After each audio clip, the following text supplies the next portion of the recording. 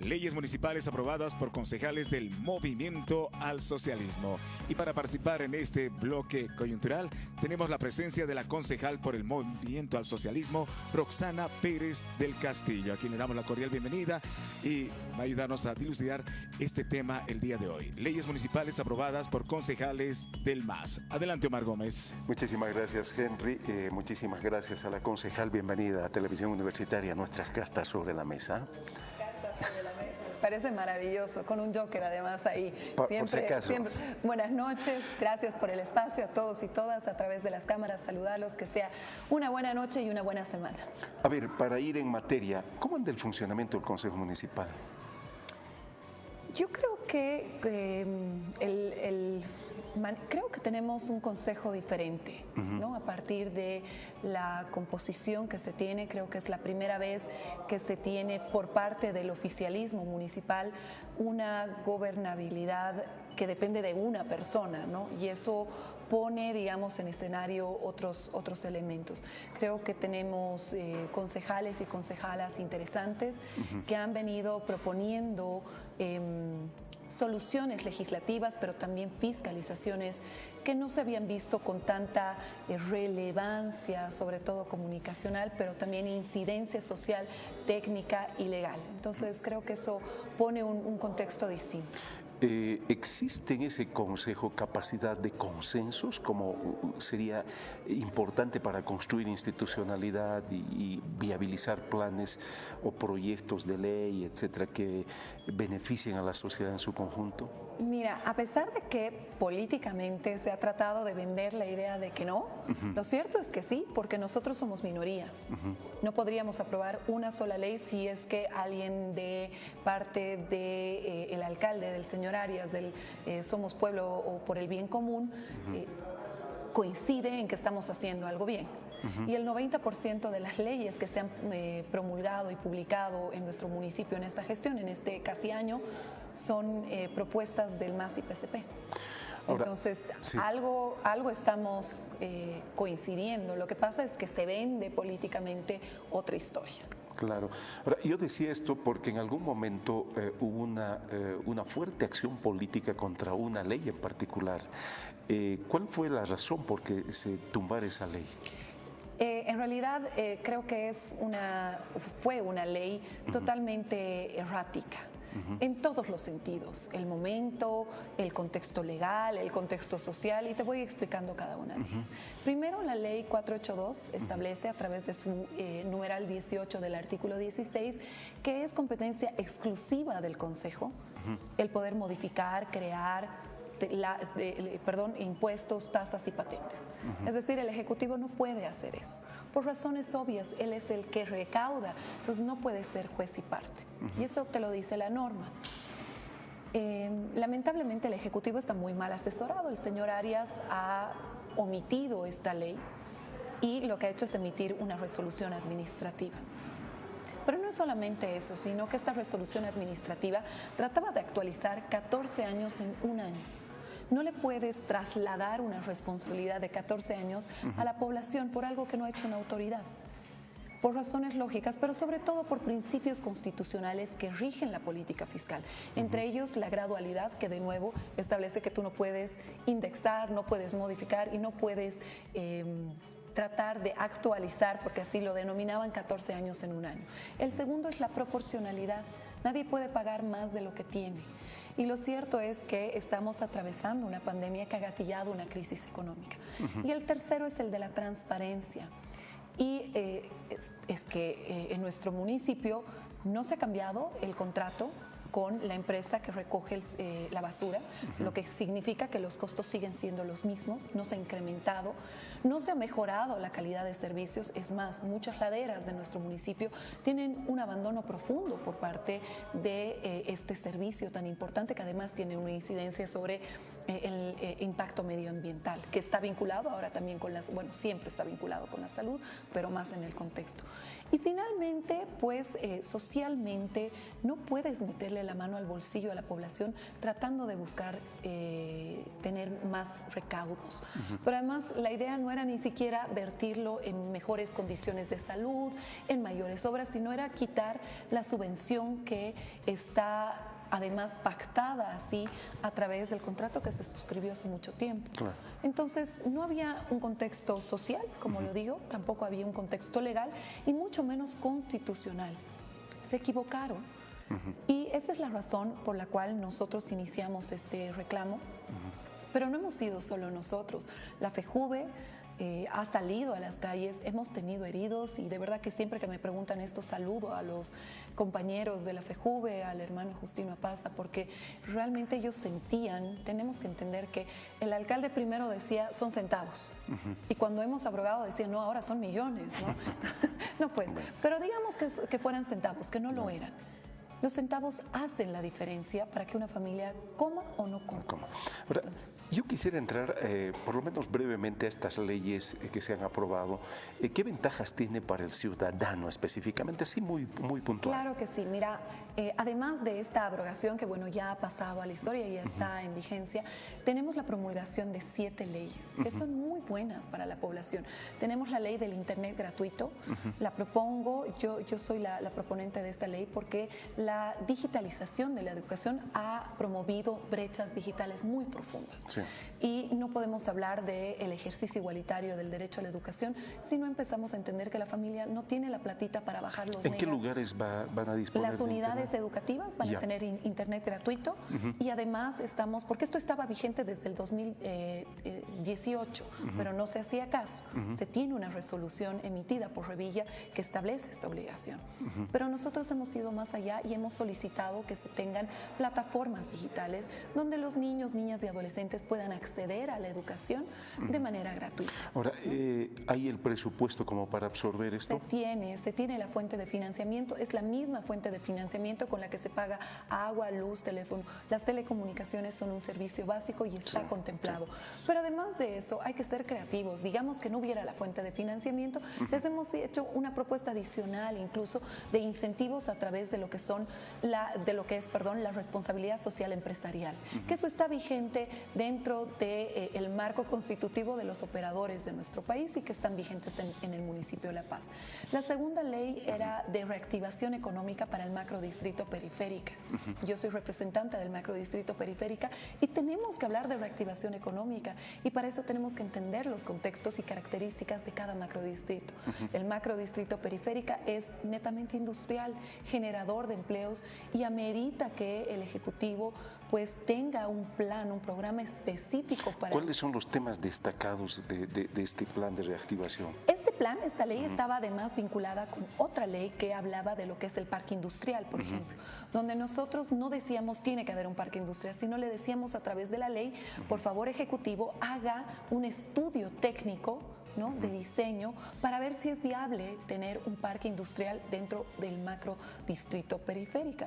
Pero va a estar vinculado a varios sectores, o sea, a varias condiciones y características que lo que permita es que las empresas puedan tener un mayor desenvolvimiento. Por ejemplo, alianzas para poder exportar, para poder importar, el hablar de economía en escala para ver la materia prima que usan esas empresas, las condiciones laborales que se están teniendo, la posibilidad de poder coadyuvar a través de diferentes empresas municipales descentralizadas también a las mismas. Pero bueno, estas leyes habían sido rechazadas por el alcalde. Después teníamos la ley de promoción del macrodistrito de Mayasa, que esto es un macrodistrito del concejal Pierre Chaín y es una ley propuesta por él para poder generar a Mayasa como un macrodistrito turístico y paisajístico. Tenemos que mover el turismo en nuestro municipio, es uno de los puntos, pilares fundamentales para la reactivación económica. Y hablar de eso, sobre todo en un macrodistrito que es muy visitado por nosotros mismos, los paseños y paseñas, pero también por extranjeros, por bolivianos, que vienen desde otros departamentos, es algo de lo cual tendríamos que estar hablando, es lo mínimo que esperas de tus concejales.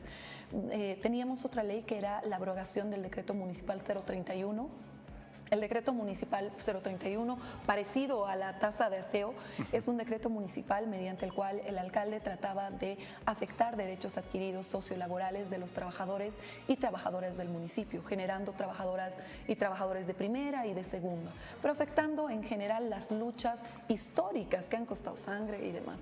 Bueno, esto ha sido abrogado y hemos, restablecido la seguridad para los trabajadores y trabajadoras. Hay que generar recursos para el municipio, sí, pero no le puedes meter la mano al bolsillo a los paseños y tampoco puedes meterle la mano a los bolsillos a los trabajadores y trabajadoras porque son la parte más fina de la cuerda. Hay que ser más creativos y hemos hecho diferentes propuestas. La otra ley que se tenía era la ampliación de la condonación de deudas. En nuestro municipio se ha incrementado en un 300% los impuestos y eso ha hecho que muchas personas no puedan pagar por la pandemia que de nuevo digo ha gatillado una crisis económica. Esta ley ya había sido aprobada por el Ejecutivo y ha generado un ingreso para el municipio más de 1 millón de bolivianos. O sea, es muchísima plata, porque la gente que no quería pagar porque no tenía la plata para sus multas más, ha podido acceder y generar pues una inyección de recursos y queríamos ampliarla hasta julio. Finalmente tenemos la ley de auditorías y de fiscalización. Es una ley fundamental para que los concejales y concejalas, para que el consejo cumpla su función. Esta ley debió ser promulgada de acuerdo a la ley 482 tenían 90 días a partir de la promulgación de la ley 482, perdón. Esto quiere decir que hace 8 años atrás se debería haber publicado esta ley y nunca se lo hizo. Los concejales estaban también sujetos a la mayoría, la gran mayoría, que no es lo que se tiene ahora. Tenemos casi un consejo equitativo entre oficialismo y oposición y eso hace que la balanza cambie. Y no podemos seguir teniendo un consejo que sea el brazo operativo, digamos, del alcalde. Somos fiscalizadores y eso es lo que queremos hacer. A ver, muchas veces hemos acudido a que se emitan leyes, es decir, son leyes positivas y quedan guardadas ahí porque carecen de financiamiento u operatividad. ¿Hasta qué punto en la realidad objetiva son operativas todas estas leyes? Bueno, nosotros tenemos equipos técnicos y revisamos, por supuesto, las leyes. Tenemos comisiones, además, todas las leyes pasan por comisiones. Y en la comisión hay oficialismo y oposición y todos los equipos técnicos. Y convocamos, además, al Ejecutivo en muchos de los casos para poder conversar.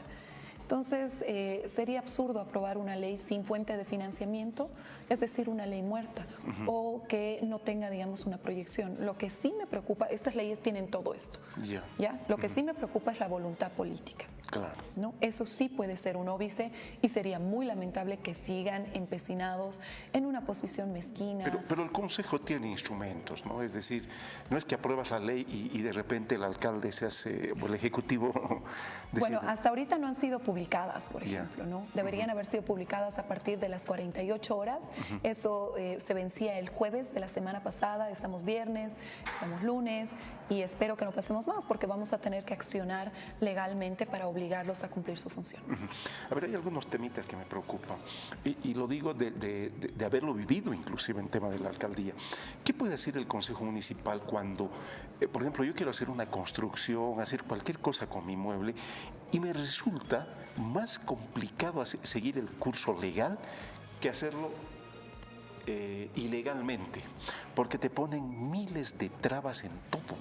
Totalmente. En el municipio de La Paz, una de las formas, ¿no?, de haber naturalizado la ilegalidad es la falta de otorgación de permisos en norma del Ejecutivo. Y después de que construyen ilegalmente, sobre todo a los más chiquititos, los empiezan a amedrentar, ¿no? Ojo, estás fuera de norma. Y entonces empieza a ver este flujo de recursos fuera de norma. Claro. Y yo decía, ¿y qué pasa con las empresas constructoras? Porque las empresas constructoras no es que es ahora, sino que vienen construyendo hace años, y nadie les dice nada, ¿no? Pero hay de las laderas que construyen un cuartito, ellos sí son imperdonables. Entonces hemos emitido una ley también, que es una ley de regularización de edificaciones, que tiene por finalidad establecer un un corte para que ya no se construya fuera de norma. No es, se han publicado leyes como esta, pero la idea era como que ya has hecho ilegal, entonces ahora lo voy a volver legal. No es el espíritu de esta norma. El espíritu de esta norma es decir, aquí hay un corte, no se puede seguir otorgando ni omitiendo la obligación del Ejecutivo de controlar las construcciones fuera de norma, pero aquellas construcciones que van y solicitan tienen que tener un procedimiento expedito. Y es la primera vez... Ese es el tema de fondo, sí. Ese es el tema de fondo. Y es la primera vez que a las construcciones de hasta 150 metros para construcciones unifamiliares se les va a dar, digamos, el catastro, la regularización del catastro con 0 multa. Porque es una tarea del Ejecutivo. Cuando en un curso se aplaza más del 70% del curso, no es el curso el que está mal, es pues el profesor. Sí. Entonces aquí la alcaldía es la que está errada en su procedimiento para otorgar permisos de construcción. Sí, y eso digo, ¿no? Es decir, lo fuera de normas es una experiencia terrible y vas donde vas, hay eso. Roxana, la vamos a comprometer para invitarla más seguido a que nos pueda contar cómo están trabajando en el Consejo. Claro que sí, va a ser un gusto, tengo un montón que decirles. Tenemos la ley que te comentaba respecto a la obligación de portar el carnet de vacunación, que nosotros tenemos ahí una postura específica. ¿De acuerdo o en contra? Nosotros, a ver, primero creemos que no se ha entendido la vacuna. Dicen que se tiene que presentar la vacuna para respetar el derecho de todo el mundo. Pero lo que me da a entender a mí es que si estás vacunado no te contagias o no contagias al otro. Y no es verdad, pues. Es una responsabilidad personalísima. Si yo me vacuno es para que cuando me contagie no tenga un alto nivel de virus, ¿no? Un nivel alto del virus, sino que más bien mi cuerpo tenga anticuerpos y pueda responder. Pero no significa que yo, por portar mi carnet de vacunación, estoy garantizando que no voy a contagiar. Las personas vacunadas contagian y las personas vacunadas se contagian también. Entonces es una responsabilidad personalísima y el espíritu dictatorial de decir o te vacunas o te castigo, no va con ni la Constitución política ni con nuestro lineamiento. Entendería esa posición si es que si yo me vacuno no contagio más. Pero no es así, no es así. Pero hay una opción intermedia a eso. Hay una opción que tiene que ver con... Pero además hay una contradicción total, sabes que es un poco un carnaval, porque el alcalde te dice, levantemos los protocolos de bioseguridad. Y por el otro lado, ese mismo día nos presentan una ley para sancionar si es que no cumples los protocolos de bioseguridad y para sancionar si no estás vacunado. Cuando tiene que haber una corresponsabilidad, el Ejecutivo Municipal, los 66 centros de salud de primer nivel que tenemos en el municipio de La Paz, únicamente en la cuarta ola tienen 5 abiertos las 24 horas y los 7 días de la semana. Estos centros de salud no tienen insumos, no tienen medicamentos, les estaban por cortar el agua por falta de pago de 5 meses en los centros de salud. No puede ser que el Ejecutivo sancione y no cumpla. Las unidades educativas, nuestras guaguas han vuelto a clases y no se ha proporcionado los protocolos de bioseguridad a a muy pocas unidades educativas.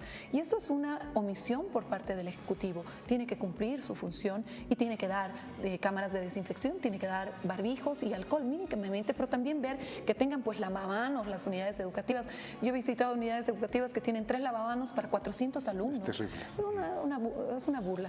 Y finalmente no hay un programa serio de acercamiento de las vacunas a los macrodistritos, con las juntas vecinales, con las juntas escolares, informando a la población de los beneficios de la vacuna, absorbiendo las dudas que tiene todavía muchas personas, y tampoco contempla esta ley, por ejemplo, los casos excepcionales, más allá de la autodeterminación, que yo creo que es algo que tenemos que respetar, es constitucionalmente una garantía, pero adicionalmente a ello, ¿qué pasa con las personas que tienen enfermedades de base?